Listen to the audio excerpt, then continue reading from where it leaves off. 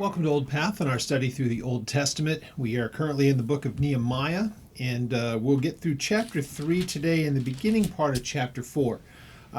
Where we are now is when the work begins on the rebuilding of the temple walls. And what we'll get is a chance to look at what is the rebuilding of the fortifications around what we would consider kind of the city of David and then up to the Temple Mount. So not as much the larger surrounding areas, but you'll see I'm going to put up some maps during this, or one map in particular, and I'm going to leave it up for quite some time. You can screenshot it, and the other one that I'll show here in just a moment is one that you can pretty easily get on the internet. I've taken it myself, and you'll see a lot of different people that have taken it. So when I get to it, I'll explain a little bit about it, where it's located in the city, and then we'll transition into the beginning part of chapter 4, because of course chapter 4 is going to be when there is first the recorded opposition during the beginning part of the work. So just as a rewind on this, Nehemiah is coming in after the first two waves that have come in, first from Zerubbabel and then to Ezra. And what had been done at that point was the rebuilding of the temple, and then putting in the kind of more the type of temple worship that should be taking place. And now Nehemiah is seeing to the fortifications and the importance of that, bringing that into that part of the city into a place where it could be defended and the people that lived in it could be protected. So all these elements going on, Ezra will be involved in this as well. So far it's just been Nehemiah and the people who would be doing the building. So we're going to get to the first part of the building of the wall. What I want to do now is put up a photograph that is taken from the actual city of Jerusalem. And this is in a part of town, kind of interesting. It's by the markets. When you start to get to that, it's to the west of the temple complex. So if you think about the western wall in your mind's eye, as you've seen that picture so many times of the people when they go there to pray, this would be to the west of that. If you were just walking it, it's not even 5 minutes worth of a walk. And so it's just a matter, it's within hundreds of yards, really, as the crow flies. You have to go up steps, it's at a higher elevation. But this is where the markets are. And where the market is, that is what's known as the Jewish quarter as far as the markets are concerned.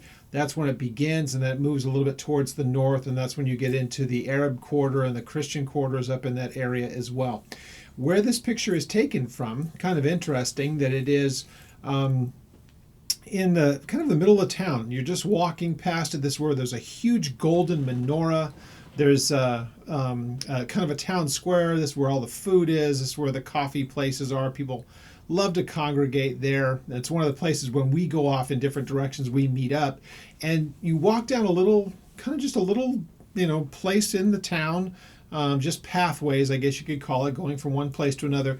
And it's really easy to just kind of look past it. But if you're walking down this path, it's just in between buildings, and you look down and there you see it. And you can see there's plaques up on the wall that explain a little bit about it. But this is a wall of fortification from the time of Nehemiah. And so this is what we're studying right now is something that you can see. And there are a number of places where you have exactly the same kind of walls that can be visible. So just remembering what had taken place at the time of Nebuchadnezzar, the city of Jerusalem was torn apart, and the people went into their captivity. The people of Judah went into the Babylonian captivity under Nebuchadnezzar, was then conquered by the Medo-Persians, starting with Cyrus. And after a few successive kings, it's now the time of Artaxerxes, and he is sent back now this third wave with the people of Nehemiah. And this is what they're building. They're trying to build a fortification. So chapter 3 will get us to the people able in the time that it would have taken, and not just a day or two. This would have taken time for them to do it, but this is building the fortification around the city about halfway up as far as they wanted it to go. Now, what I'm going to do when we get here to chapter 3, I'll be putting up another graphic, and I'll probably keep it up for the whole time that I read, because it's going to be putting into place the rebuilding of the walls and the portions of it. And a lot of these names are given. And I just want to make sure that I'm really clear on this. Each one of these kind of images that you can find, depending on what you have, if you have your own resources for it, I have some different maps that I have, images that you can get on the internet. You can find a lot of different renditions of this, but what you'll find is in some of them there's no question marks, like it's as though they know for sure that this is where it is. And some of this really is kind of, speculation. You can piece together little bits and pieces here and there, but to absolutely say for sure that this is exactly where it is, we need to remember that much of this that is being spoken of here is buried underneath the modern city. So it would be based on old maps or other references that you might find in the scriptures that you can really kind of detail where these things would have been. Some of them are genuinely, we just don't really know.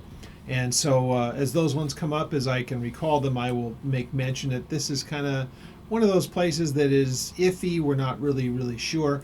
But what I want to make sure I emphasize about this, like with the genealogies, this is very similar, because you're going to notice that the people that are mentioned here and the places where they worked is a great way of recording who it was that actually had stake in what was being repaired here. And so this is a history that is very important to them. It is crucial to them. And you're going to notice that there's some people referred to as the nobles, and they didn't really get on board with it. I'll point that, I think it's in verse 5.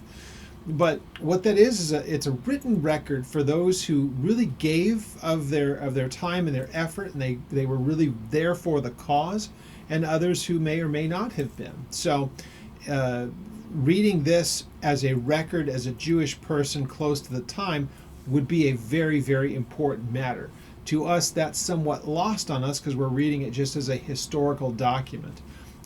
Where it becomes something very interesting for us is when we get to the fourth chapter, and it begins to show the kind of opposition that they were going to be getting. And opposition would be something you would expect because of the type of work that this is, and we'll kind of dive into that. Some things that I just think are interesting, and they really kind of they carry through into our modern day. And I'll point all that out when we get there. So let's get to chapter 3, and let's have a word of prayer. And I'm going to put up that graphic that shows the different places. And some of them we definitely know the locations. Other ones are kind of left up a little bit to people's speculation. So let's have a word of prayer, and we'll jump right in. Father, we thank you. As we take this time to study your word, we would pray that as we study the historical things, that we would find it interesting that it's something that is so ancient, and yet we can go put our hands on it right now. If we were there, we could see it. So we would pray, God, that you would help us to understand the importance of this history and how it really carries over into the time of Jesus. And then from there, all of what happened because of what he has done, how it brings us, those who come to your word and seek your assistance and your guidance. We want to take into account everything that was written and recorded, and the importance of that history. So God, would you make us attentive to what we see here, and again, by the assistance of your Holy Spirit, open our eyes and our understanding to your word. And we give you all thanks and praise in Jesus' name. Amen. All right. So chapter 3, I'm going to go ahead and put this image up now because it really kind of covers everything that we are going to be reading here. So when we get to this image here, as you see it, I'm going to leave this up so that you can kind of track along with it, find the locations that are there, and you can find some other ones also online that would maybe fill in some more. This is really pretty much the bottom portion of that you see comes down kind of to that point.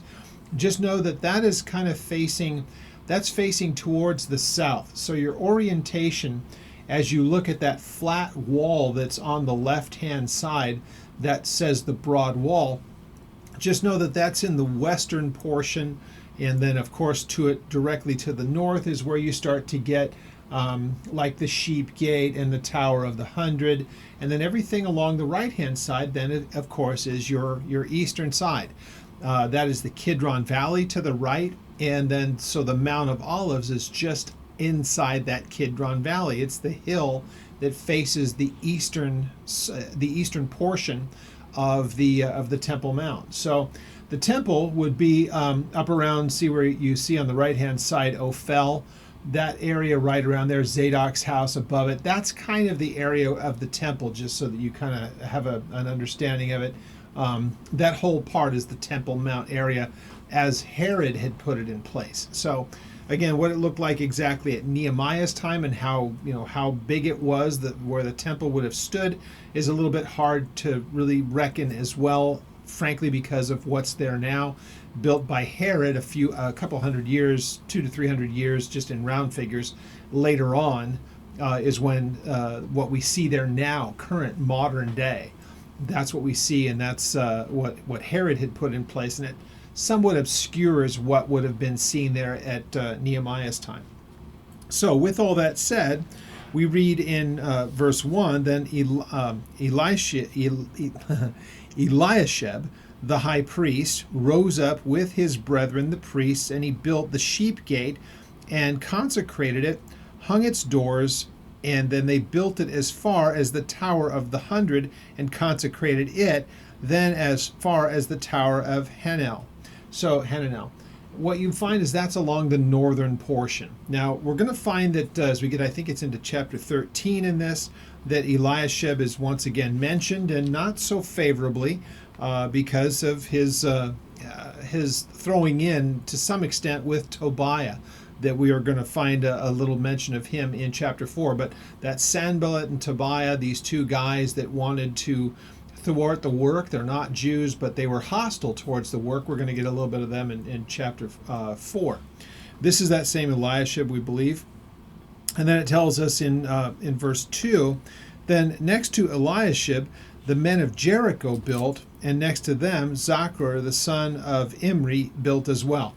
So what we're starting to see laid out here for us, again, Nehemiah giving us a glimpse of who participated in what part. Now, something that's important to remember from the little bits that we're able to piece together, this is more than likely the areas around which they would have some reason to want to fortify, whether they lived there or whether the offices that they held for those who lived in Jerusalem. Some of them come from outside, from the surrounding territories, but they're all within Judah and Benjamin as far as the territories are concerned.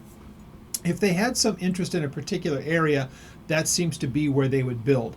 If they didn't have that, from what we can gather, they may have just been assigned different places for them to do their work. Once again, we don't get a lot of those details, so it's really not that important, but you can definitely tell that at some places, because of where they would already be living, let's say, this is segmented into little places, little enclaves where they would be staying and where they would be living and doing the things that they were doing. We're going to find the places that it speaks about divisions within particular territories, and we'll try to explain that when we get to those. So the first two that you get mentioned is Eliashib, the high priest, and then next to him, the Imri, and that group, they're built as well. Now, it doesn't tell us with any kind of great detail, but it seems to be just in the same area, what we've already gotten the detail in verse 1 of where they are. So clearly we're talking about in the northern parts, because this was next to them. So then in verse 3, also the sons of Hassanah built the fish gate, which you can see there. They laid its beams and hung its doors and its bolts and its bars. So the fish gate is, as we're moving a little bit towards in the north, moving in a westerly direction. So you'll start to see this as it kind of takes shape. And one of the things to remember that this is seemingly all hands on deck in all these different places, working kind of around the same time, and there's an urgency in them, and we'll find the reason for it, whether it's just Nehemiah really wanting to do this. Again, I believe that you find the reason for this very much similar to what we saw with Ezra. The reason this hasn't been done yet is simply because they hadn't got around to it, and it was a problem with their priorities. And so these should have been things seen to immediately upon returning to the land. So if you remember, when we studied through Ezra, Ezra was very troubled by how little had been done and really how carnal the people had become of going right back into the exact same offenses. Well, you're going to find that as we go work through this, Nehemiah becomes very much frustrated with the mentality of the people and their lack of urgency in many things, certainly in their lack of urgency of doing what God wants them to do. And so it's like always trying to keep them on track. So when we look through these, you'll just notice that this just tells us where they were working, but it doesn't seem like they're going to work on one spot over here and then they'll move to the next one. It looks like this is everybody at once. Everybody goes to work because of the urgency of it, and Nehemiah seems to have that very much in the forefront of his mind. In verse 4, next to them, Meremoth, the son of Uriah, the son of Koz, made repairs. Next to them, Meshullam, the son of Berechiah, the son of Meshezabel, he made repairs. And then next to them, Zadok, the son of Bana, made repairs as well. Now, we're going to see that it kind of jumps around a little bit here. We're just kind of assuming that he's working in a kind of a counterclockwise matter, but it looks like it jumps around a little bit, so we don't want to get so locked into that belief. Now, verse 5, this is an interesting one because of what is said here. Now, there are people that are known as the Tekoites, and they made repairs, but their nobles did not put their shoulders to the work of their Lord. So there's the nobles that are mentioned, they're kind of singled out by name here. And these are people who didn't felt maybe it's beneath them. There's a number of reasons why people speculate that they didn't do it. Is it because they didn't want to see this being taken place? Did they have some other interests that were from, not the people like that are with Nehemiah?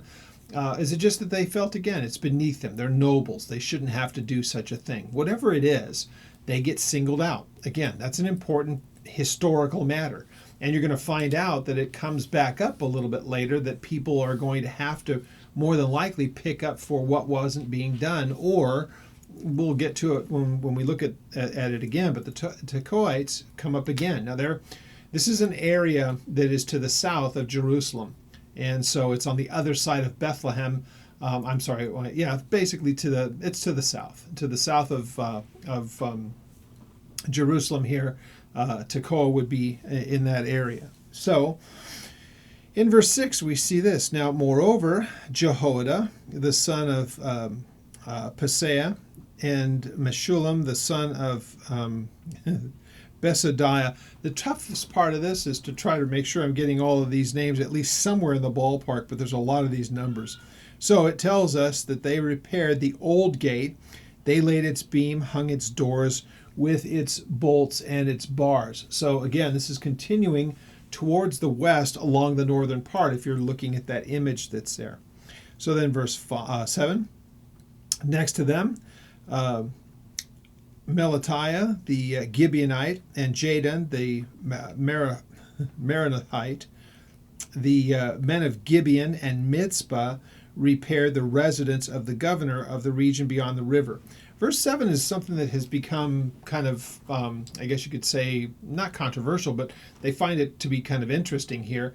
These are people that lived they were north of Jerusalem, so Gibeon and that area. This would be kind of thinking about as you're getting into the Samaria, that kind of area out there.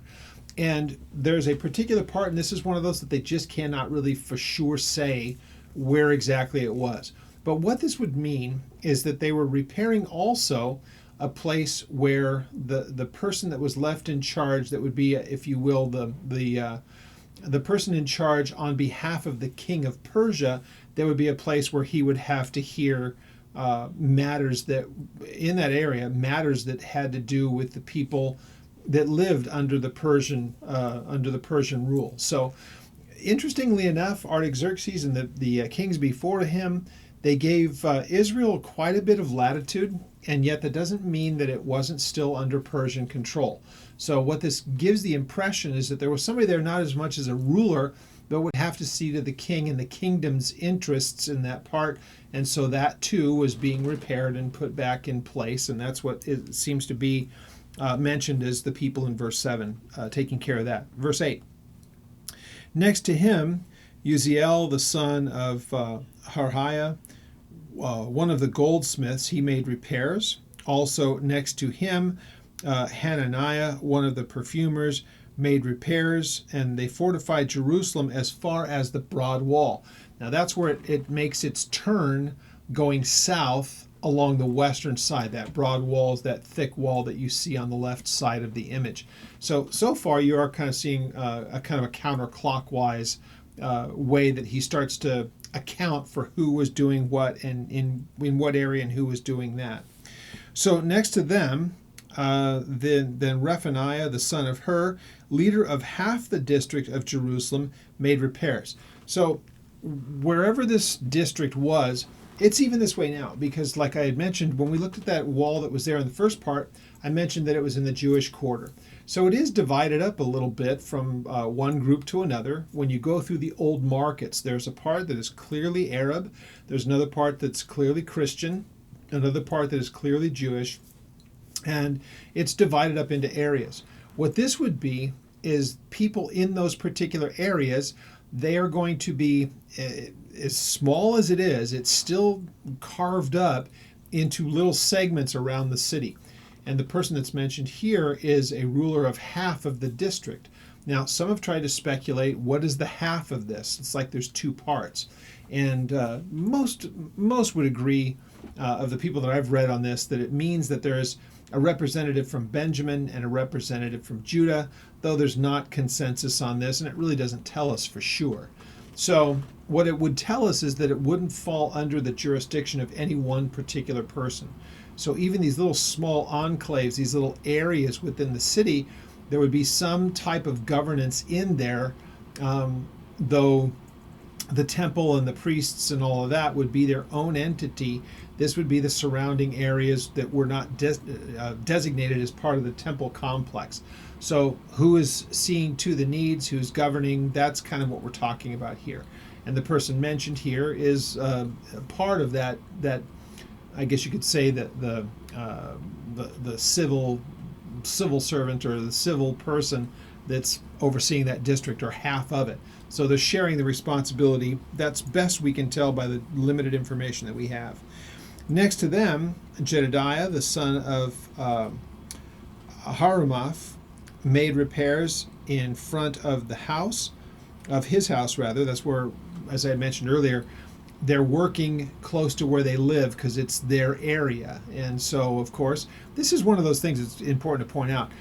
If you're going to get on board with the whole project, and we understand that the reason for it, above everything else, it is a fortification. It is for the sense of security.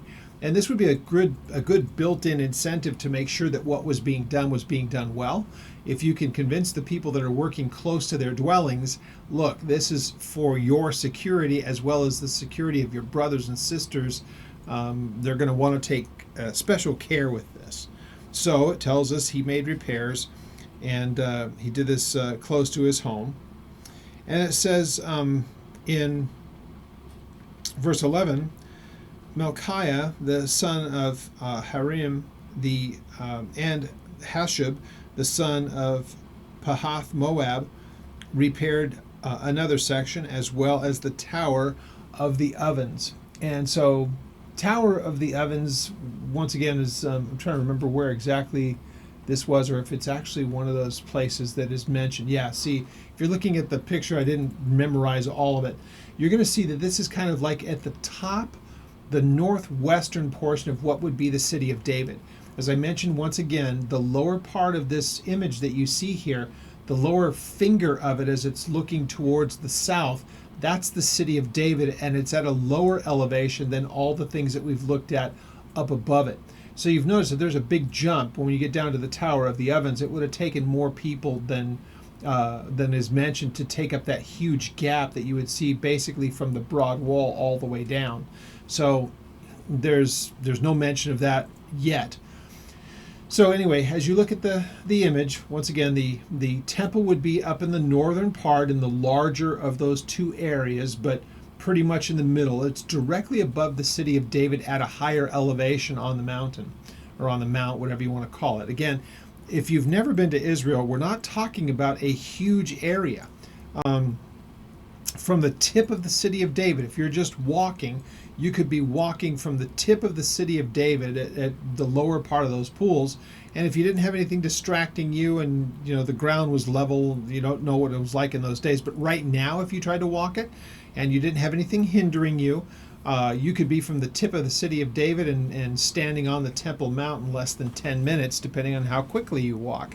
So we're not talking about a massive place here, and that's the important part of this. So probably a good time to throw this in. I'll do it at the end of the show again, but we're taking a trip to Israel if you've never been. In verse 12, you see next to him, Shallum, the son of Halohesh, the leader of the half district of Jerusalem, he and his daughters made repairs. Now, it's first mentioned that there's ladies involved in this that we would know, mentioned by name or by this group. So there are men and women involved in the process. They realize the importance of this, that it needs to be done hastily, but not in a hurry. You don't want to in any way kind of mess with the quality of the work. Clearly, this is for security reasons. Verse 13, Hanam and the inhabitants of Zonah repaired the valley gate. They built it, hung its doors and its bolts and its bars. They repaired 1,000 cubits of the wall as far as the refuse gate, and that's or also known as the dung gate, which is down at the very bottom of that. So once again, when you hear gates, it talks about the timbers that were going to be needed, but the bolts and the bars, everything that you would use to secure it. The rest of it would be wall, but there would need to be ways to get in and out of the city in the different locations. So the dung or the refuse gate is really kind of where they would take out the garbage. It would get out into the Hinnom Valley. So at the dung gate at the bottom, when you're looking to the right of that image, as I pointed out, you have the Kidron Valley to the right. The Hinnom is what goes up, it goes west and then up to the north, and that was where just the rubbish was put. And so, of course, they would burn all the stuff out there. It's also known as the Valley of Gehenna, and the imagery of that, of the torment of Gehenna, the smoke rising up. There's a lot of it's kind of used almost in a way of metaphor, because it was a place where they would burn their garbage. It's where they took it out to get rid of it. It's at the lowest elevation. So, all that being said, these are the people who did all of that. Again, Valley Gate all the way down to the Dung Gate. And then in verse 14, Malchiah, the son of Rechab, the leader of the district of Beth Harakem, or Hakarim, repaired the refuse gate. He built it, hung its doors and its bolts and its bars. So again, we're moving kind of down from the north towards the south along that western wall, and now we're at the tip of the city of David at the southernmost portion. So then verse 15, Shallum the son of Kol-Hoseh, leader of the district of Mizpah, and they repaired the fountain gate. And Mizpah would be to the north of Israel again, or the north of Jerusalem, I should say. So here's a governor from several miles to the north, and he has his work as well. He's one of the two people that splits the duties with taking care of that area. He repaired the fountain gate. So now we're starting to move up along the southeastern section, moving north. And so he repaired the wall to the pool of Shelah by the king's garden, as far as the stairs that go down from the city of David. So once again, right there in that bottom corner, the pool of Siloam is mentioned there. There seems to be another pool that is mentioned here. Some would say it's one and the same. It's where water would collect. Really, and I believe this to be the case. This is those lower pools were there from that time of Hezekiah, and the collection of them was there all the way back to when they were fearing the Assyrians that were going to take them. And so even now, those are still there. I believe that even at Jesus's time, when they were during the Feast of Tabernacles in John chapter 7, would be drawing their water from this area down in the south taking it up in procession towards the temple to pour it out as an offering during the Feast of Tabernacles. So I believe that that's, they needed a living source of water, not pools, but a constant flowing source of water. That's what the pool of Siloam, and anything that would have collected water in that area is exactly, it would be probably coming from the same source. So with all of that said, in verse 16, now after him, Nehemiah, the son of Azbuk, leader of the half district of Beth Zur, made repairs as far as the place in front of the tombs of David, and to the man-made pool as far as the house of the mighty. Now, there's a guess at where the house of the mighty would be, but we don't have really a good understanding of maybe some of the rest of these. So it's always best not to try to speculate. They show David's tombs there in this. It would make sense that, of course, it's in the city of David. Now, if you try to go into what is known as, quote, David's tomb, or the tomb of David, it's up in the old city, quite a ways from the city of David, relatively speaking. But again, these are kind of places that are being mentioned here that are a little bit more, I guess you could say, speculation. So, again, this is, when you look at this map, this is best guesses in some of these places. Some of them are obvious. So we want to make sure that we are careful to look in general purposes or for general purposes, but not get so locked into this is absolutely the place. Many of these can't even be excavated current day. So verse 17, after him, the Levites under Rahum, the son of Bani, made repairs. Next to him, Hashabiah, leader of the half district of Keilah, they made repairs to his district. And after him, their brethren under Bavai, the son of Henadad, leader of the other half of the district of Keilah, also made repairs. So once again, you're looking at this, doesn't tell us exactly where. You're not going to pinpoint it on the map here, but you will notice and recognize that this is close to their dwellings. So again, it's a good way, I think, incentive-wise, to make sure that what's being done is being done correctly. Because again, it's a fortification close to where you live, and it's done for security's sake. It's just to me, it's a brilliant way of doing this. They take ownership of it that way best. So in verse 19, and next to him there is Ezer, the son of Jeshua, the leader of Mizpah. He repaired another section in front of the ascent to the armory at the buttress. And after him, Baruch, the son of Zabai, carefully repaired the other section from the buttress of the door to the house of Eliashib, the high priest. This is, in verse 20, is the one place you find somebody being singled out for doing something that's seemingly above and beyond. And all but one I read that they're saying that there was this urgency in him, or what it says carefully. One I had seen the word carefully could mean that he did so with almost like an anger to him. But was the anger directed at having to do it, or that was just a way of trying to describe the ferocity with which he did what he did, and the kind of vigor? And that seems to be more what the case is. He was, let's just say, sold out to the cause, and he's mentioned here for being that way, being so careful about it. So as you kind of look at the image that we have here, again, kind of hard to piece together every bit of where these places are. Some of them are pretty obvious just because they're named, and we can have a pretty good idea of where they are. So verse 21, now after him, Meremoth, the son of Arijah, the son of Koz, he repaired another section from the door of the house of Eliashib to the end of the house of Eliashib. And after him, the priests, the men of the plain, they made repairs as well. Now, that doesn't tell us much of anything, but priests from some of the outlying areas are coming in and doing what they're doing. After him, Benjamin and Hashab made repairs opposite of their house. And after them, Azariah, the son of Messiah, the son of Ananiah, made repairs by his house. Just so you know, if you're not familiar with how I usually handle these things, this is the most names that I think I've ever pronounced in any one particular time, but they're so interwoven with this, you got to kind of go through them.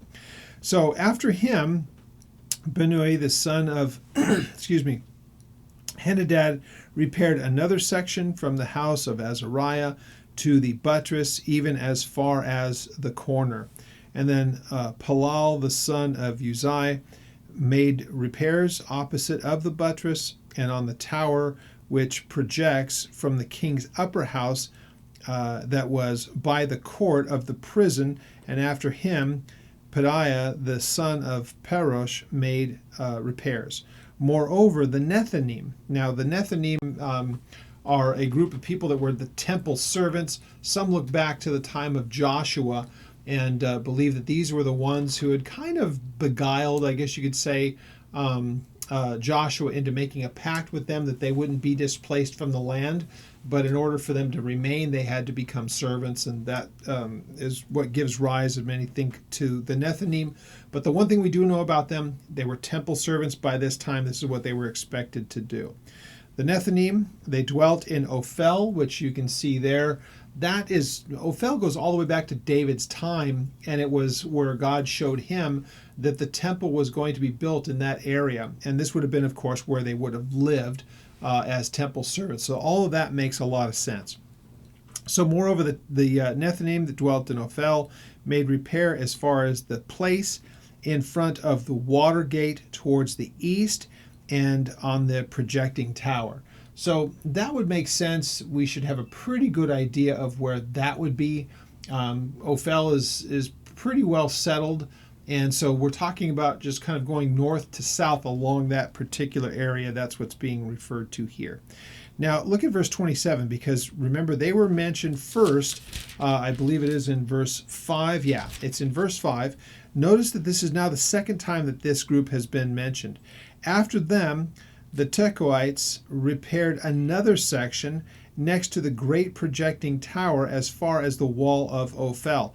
It's a different area entirely, and there are some that speculate because of the poor showing that was done because of their nobles that they engaged in another place as well. Now, again, it's just speculation, but this is them being mentioned a second time in a totally different area. But what was said about them in verse 5 is that their leaders, their nobles, the upper class, if you will, from among their group, didn't really serve the Lord in this, and they didn't put their selves to the task. So then in verse 28, now beyond the horse gate, the priests made repairs, each in front of his own house. That, again, is probably the most direct that you get, in front even of his own dwelling. That's that immediate. Now, again, all of this would have been, you would expect, it had to have been to some extent supervised, because what one person might do versus what another person might do, somebody may do a really great repair, and somebody do a less than adequate repair, and that just means that the work would be for naught if it's easily breached. So the supervision of it was clearly taking place. That comes up a bit as we study through this a little bit further. Now, verse 28, now beyond the horse gate, the priests made repairs, each in front of his own house. And then verse 29, and then after them, Zadok, the son of Amer, made repairs in front of his own house. After him, Shemaiah, the son of Shechaniah, the keeper of the east gate, he also made repairs. Let me stop for a moment, because I know I've mentioned it before, but I think it's very, very important to keep remembering this. Why is it so important that we know the names, and that why is it so important that they were written down? Again, this is not written for the 21st century. This is written for their time. This is their people. It is their heritage. And it is a written record of remembering who was involved in the task, because it's huge. It's like, to us, if you're listening to this and you're a U.S. citizen, we know the names of our founders. We know the things that they had done. We have a written record of it. And so a good solid history records who did what and whether they were useful to the cause or whether they were not useful to the cause. This is a good written record of the people who actually had, if you will, skin in the game to do what needed to be done in the nation. So then, verse 30, after him, Hananiah the son of Shelemiah, and Hanun the sixth son of Zalaph repaired another section, and after him, Meshullam the son of Berechiah made repairs in front of his dwelling. After him, Malchijah, one of the goldsmiths, made repairs as far as the house of the Nethinim, mentioned again, but it's not them doing the work. That was just joining in the, kind of filling in the blank spots, which we're going to hear mentioned by the time that we get to chapter 4. So they did this as far as the house of the Nethinim and of the merchants in front of Mifkad, the Mifkad gate, and as far as the upper room at the corner. And between the upper room and the corner, as far as the sheep gate, the goldsmiths and the merchants made repairs. So sheep gate kind of brings us all the way back up to the top there. And again, I've had this up for quite some time. You've probably been studying it and looking at it and becoming familiar with it as we've been going through this section. I wanted to have it up so we're not going back and forth. I've pretty much left it up this whole time.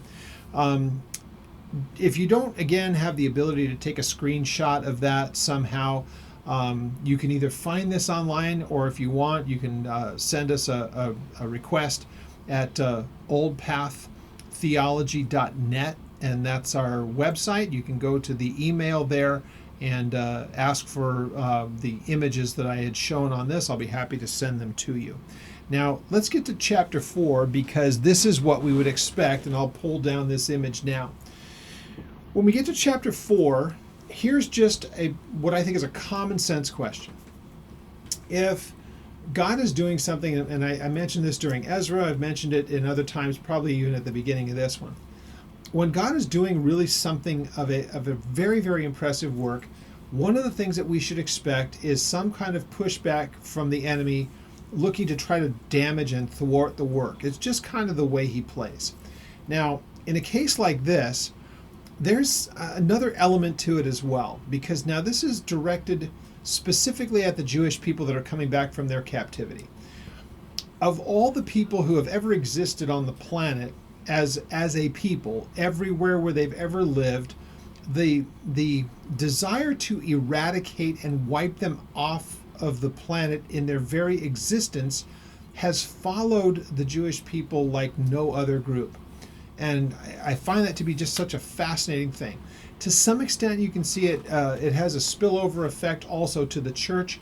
How could a particular group of people be so roundly hated by much of the world unless you can explain it in some kind of a spiritual understanding? So why would the Jews be singled out so often throughout the history of the world for extermination? And the only good explanation that I can possibly give you is because God has made them his people. They're the first person, or the first group of people that God had ever established to be, if you will, to work among them, and through them he would make himself known to the nations. He gave to them the law. So when we think about the 10 Commandments that are given to us, and then all the other laws under which they needed to live and abide, to the point where some of them were so descript and they had to be so fervent in their keeping that if they were to violate them, it was a capital punishment that was not given for the rest of the world.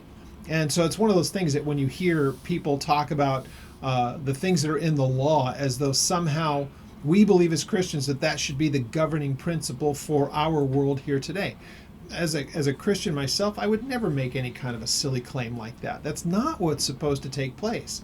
God gave the law to the Jewish people and to them alone. Now, people could proselytize into it. They could come from the outside. They didn't have to be of Jewish heritage. But if they were going to live amongst the Jews and wanted to live as a person like that, they had to be governed by the exact same laws that were given through Moses that the rest of the children of Israel had needed to observe. So, once again, the punishment for all kinds of crimes would be a capital punishment kind of a thing, and that was how the people would govern themselves. So, or they would be governed, I should say. They were governed by God's law. Now, because of that, and because of what was done through them, through history, and remembering that the Messiah would come through the Jews, yeah, you would say that the devil would have a vested interest in trying to wipe them off of the planet.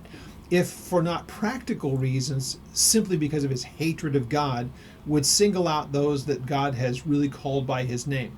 So by extension, you would think in our modern days, not just Jews, because there are still those on the planet who want to exterminate them. Iran is right at the top of that. But the hatred that there is also for the Christian in much of the world. What do those two groups of people have in common? They both look to the God who is demonstrated to us and proven to us, shown to us through the pages of Scripture. So would the devil have an unordinary, I guess you could say, hatred of a group of people? Well, who better than to go after the ones that God has said that he loves? He loves the Jewish people, and they are his covenant people. He loves the church, and they are also a covenant people. But those things are there's a covenant that he has made with the Jews.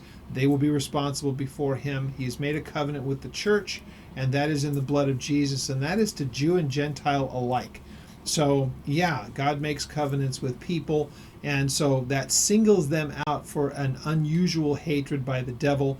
Again, all we have to do is look at our world around us today. Jews are hated for inexplicable reasons just as much as Christians are, if not even more so, because theirs is also dealing with a land. So the land of Israel is also part of that just unnatural hatred of them as a people. So interestingly enough, you'll see it right here the same way. Why the just total hatred for them that we see at the hands of these two men that are mentioned here? Chapter 4, verse 1. But it so happened, when Sanballat heard that we were rebuilding the wall, that he was furious and very indignant, and he mocked the Jews. Why does he care? Why is he so invested in his hatred? It makes no sense. Why would he hate this much? Why would this be such a problem? If anything, it's a kind of a beautifying of the place. He wouldn't be locked out from it. He'd be able to go and visit it if he wanted to. There's nothing that would prevent him from going. Now, also one thing that I find really interesting about this, he has to know that there is already the letters both from Ezra and Nehemiah. They both had letters from the king saying, don't get in their way. If you do, you're going to have to suffer the consequences of it. Those writings are in place, but he does not seem in any way swayed by that. This man really, if we look at those letters given as from the king, giving them sanction to do this, puts guys like Sanballat and Tobiah in a place that they could be killed for their opposition and for the things that they are doing. But again, it's an unnatural, it's an insane hatred that people have for the Jewish people, and it's been going on as long as we have record. So, when he heard these things to rebuild the wall, about them rebuilding the wall, he was furious, indignant, and mocked the Jews. And he spoke before the brethren and the army of Samaria, and he said, what are these feeble Jews doing? Now, remember, he's not mocking them directly. He's mocking it to the people who are part of his group. So it is intended to make his own personal hatred and the ones who are close to him who had it, to make it kind of expand to everyone else, because he has larger plans. He's going to want to, they're expecting he's going to attack them. So again, all of this makes no sense whatsoever, because again, this would be seen as not a seditious work against the Jews, and the Jews aren't having a seditious work against the king of Persia. These guys who are there before the Jews had come there, or before Nehemiah had come here, they were already in their place doing their things. They are not Jews. But they have to know that, again, Nehemiah and Ezra before him had sanction of the king of Persia. There's a government that is behind them and backing this, and have given warning against the very thing that Sanballat's doing here. But he stirs up the troops, and he says this. And so, again, the mockery is these feeble Jews. What are they doing? Will they fortify themselves? And again, this is kind of an accusation. Are they going to fortify themselves? Is he meaning, are they going to try to protect themselves against us? Or are they doing this as a seditious work against the king? We already know that that wouldn't be the case. The king would know that if they were trying to do so. That wasn't their intention. But they do want to safeguard themselves. This seems to take on more and because of something that Nehemiah says, it seems to take on more of a complexion that their mockery is, do they think that they're going to be able to withstand us? Are they going to try to fortify themselves against who? More than likely against these people here that are being stirred up. Will they then offer a sacrifice? Are they going to try to go to their God to seek some kind of favor and some kind of help? Will they complete it in a day? Are they going to get it done quickly because they're going to need to if we're coming after them? That seems to be the taunt that's here. And so will they then revive the stones from the heaps of rubbish, stones that are burned? Are they going to just kind of rebuild what's already broken down? And so again, it's intended to stir up the opposition and discourage the people who are doing the work. And then, of course, Tobiah jumps in. The Ammonite was beside him, and he said, whatever they build, even if a fox goes up upon it, it will break down the stone of that wall. That's their way of saying it's feeble. The people are feeble, so their work must also be feeble. They're not caring whether or not the work is good and it's solid. We know that it already is, but theirs is intended to express their absolute loathing and hatred for the people, their opposition to the work, trying to stir up other people the same way, and at the same time trying to discourage the people who are doing the work. Well, here's one of those places, and I find this to be fascinating. This is why it is so different remember when Jesus talked about that we should be praying for our enemies, and being able to see how we would interact with the world that hates us. Grace changes the way that we look at everything, because what Nehemiah does here in the sense of prayer is, I want them, basically he says, I want to see them get what they deserve. That's kind of his prayer. There's nothing wrong with the prayer based upon what he knows. David talks about break their teeth and things like that. So people would they would basically get what they deserved when we think about it as far as the law was concerned.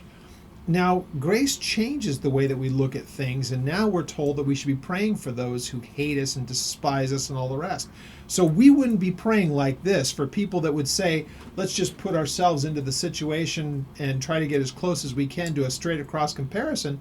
If there are people that are looking to destroy our work and hate us and want to do anything that they can to subvert and even stir up others against us, we don't go to the Lord and say, God, I pray that you would ruin them, kill them, damage them, bring adversaries against them, ruin their lives. We wouldn't pray like that. We would say, God, I was just like that at one time. Would you please have mercy upon them like you had mercy upon me? And would they understand the love and the grace and the compassion that you have for them? And let them know your mercy. Let them know. That's kind of how we pray, but because we see things through a different eye altogether. We have been shown grace and mercy in the person of Jesus Christ. And if we are Christians, Christ-like, we're supposed to be just like he is and how he taught. But get a load of this. Verse 4. Hear, O God, for we are despised. Now turn their reproach on their own heads and give them as plunder to a land of captivity. Now, would that be what they deserve? Absolutely. Based upon what it would be in this time, is that kind of a prayer that you would expect to be said? Yeah, it sure is. So he says, now do not cover their iniquity. Do not let their sins be blotted out from before you, for they have provoked you to anger before the builders. Please pay close attention to these passages here, because this shows the depths and the width of the grace of God, that we would never think to say something like this in the way of prayer. Or if we did, we genuinely don't even understand what we have been forgiven of. In fact, look at what Jesus says, don't lay this sin to their account. Stephen said basically the same thing when he was being martyred. They do not know what they're doing. They don't understand what grace and mercy looks like. And that seems to be the big change because of Jesus and the forgiveness of sin, that we can pray, God, would you be gracious and merciful towards them as you have been gracious and merciful towards us, because we know what it looks like now to be forgiven. And they do these things in their ignorance. So, verse 6, we build the wall, so we built the wall. Now here is his commentary. After his prayer, here's his commentary. We built the wall, and then the entire wall was joined together about half of its height, for the people had a mind to work. So his point is we got it halfway there by the time that all this stuff started to happen. And we got it about halfway because people really put themselves to the task. They desired desperately to get this done. Now it happened when Sanballat and Tobiah, the Arabs, the Ammonites, so the people from Jordan, the Ashdodites, which would be kind of what we would consider as kind of the Philistines, the people that lived out on the coast. These people, when they heard that the walls of Jerusalem were being restored and the gaps were beginning to be closed, that they became very angry. And all of them conspired together to come and to attack Jerusalem and to create confusion. Again, there's no good reason why this would be. Why would the Ammonites care? Why would the people from along the coast who may be living in the area, why do they care? Why is this a problem? What does it matter? So we would know that there is a moral law that would be required, that they've been able to do whatever they want to by this time. That could be a part of it. It could be that they wouldn't have the ability for commerce and everything else that they had enjoyed to that point, to that part, because the Jews were once again going to be overseeing the area around Jerusalem and the temple, and things would change. There could be any variety of reasons why. The biggest of all of it is that there would be opposition because this is God's work that's going on and it's his people doing it. That would be all you need to know. And so they could have any variety of reasons why the devil would stir them up to give opposition. So then we read in verse 9, nevertheless, we made our prayer to God, and because of them, we set watch against them day and night.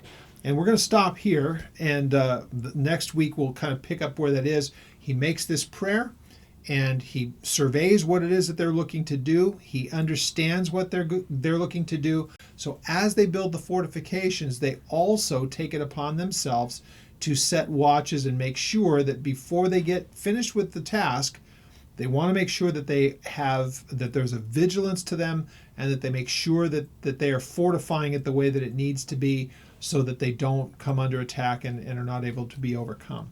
So we'll pick up at verse 10 next week, and it'll show what happens in the aftermath of this beginning part. The walls being built, it's got about half of the way there. Some real serious opposition has come to them, not just in verbal ways, but they also know that a scheme is being hatched to try to come against them and attack. And so they're in a place of defensive posture as they continue to build. They will also have a watch. They'll be vigilant to keep an eye on who might come against them. Really, really interesting. There's a lot of spiritual metaphor for that. We'll pick that up next week. Now, again, if you have any questions about what we covered today, or if you need the images, please contact us through the ministry website. Once again, that is at oldpaththeology.net, and there's an email link there. We put together a newsletter, and there's a lot of very interesting things happening. I'm going to try to get that out before the conference that's coming up in Appleton, Wisconsin. That will be the first Friday after Labor Day. So gosh, about a little bit of like a week and a half from now. They will have that live stream, a lot of prophecy conference, a lot of prophecy teachers there, and it's a prophecy conference in Appleton, Wisconsin. You can visit the website. It's Calvary Chapel of Appleton, Wisconsin, and they have links there. If you're not able to attend, you can certainly watch the live stream of it. I'll be presenting there, and so I'll be a part of the group that's there. So I'll be heading off to that next week. And hopefully I can get the newsletter printed out before that. If not, I'll be doing it when I get back. But also we have the Israel trip that is going to be happening next March from the 15th through the 27th of March next year. And if you'd like details on it, I can send you the details. And if you've never had a trip to Israel, all of what we looked at here today, you'll be able to see it with your own eyes. Even some of the parts of the walls, you'll be able to see the fortifications that are there, and you'll get an idea of where everything is. So with all that being said, I hope to cover the rest of chapter 4, and we'll see how far we get into chapter 5 next week, and look forward to seeing you here going through this particular part of Nehemiah.